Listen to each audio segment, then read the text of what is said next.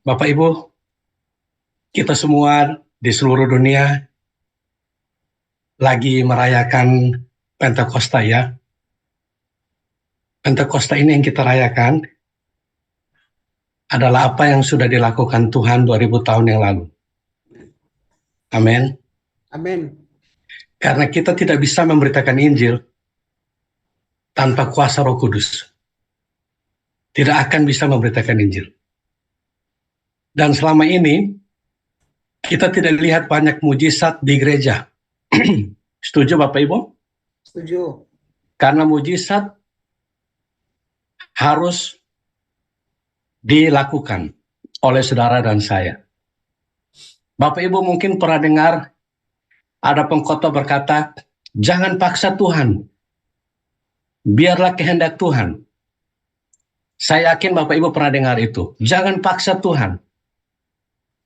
Mengapa ada khotbah mengatakan jangan paksa Tuhan? Karena selama ini mereka berdoa dengan paksa Tuhan. Ada orang lumpuh, mereka bilang, Tuhan Yesus tolong sembuhkan. Mereka paksa Tuhan memang. Tetapi Allah mengajarkan kita, jangan paksa Tuhan. Kamu sudah terima kuasa pada waktu Roh Kudus turun ke atas kamu.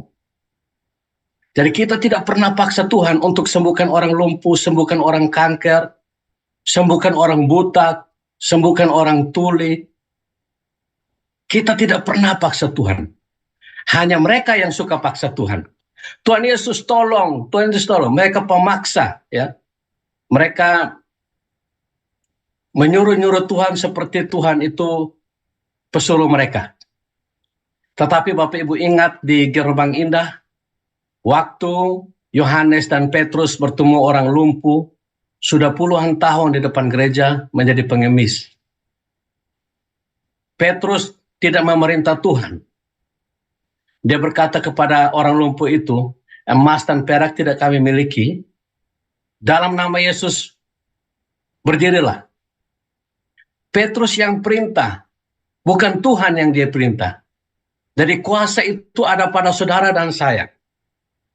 Amin. Jadi kita harus perintah.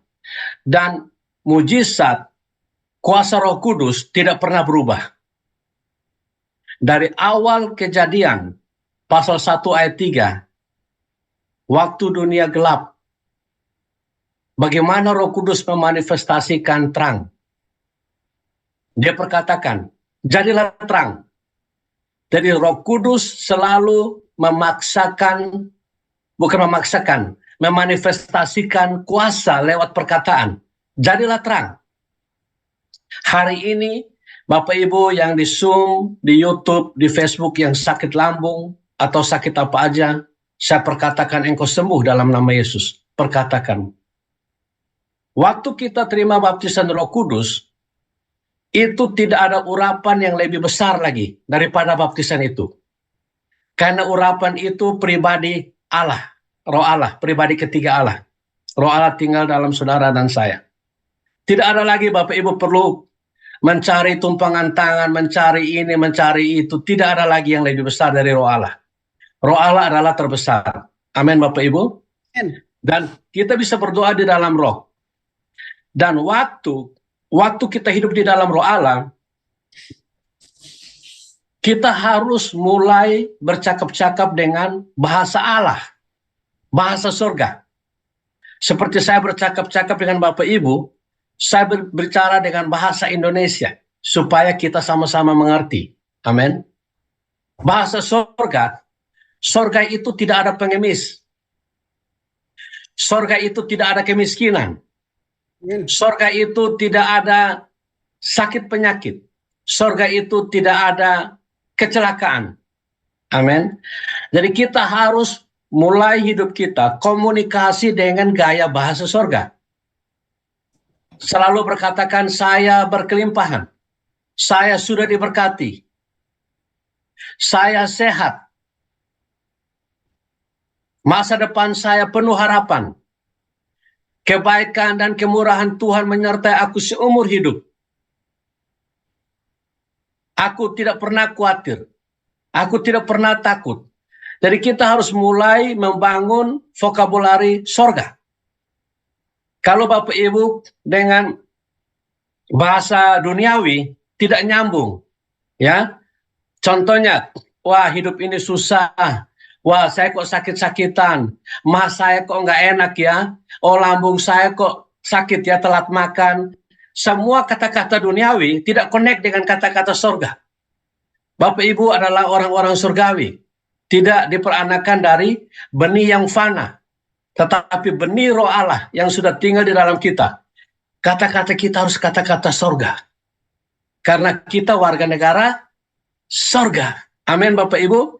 Jadi kuasa mujizat itu lewat perkataan kita. Dan kesembuhan itu juga lewat perintah-perintah kita. Makanya Bapak Ibu sering dengar kalau saya doa orang lumpuh, saya tidak paksa Tuhan, tapi saya yang berkata, saya perintah sembuh dalam nama Yesus. Saya tegaskan kata saya. Mengapa? Supaya Bapak Ibu semua tahu bahwa yang perintah itu saya. Yang lakukan itu saya, supaya teman-teman rohani kita tahu bahwa Vincent tidak paksa Tuhan, tapi Vincent yang paksa penyakitnya keluar. Amin.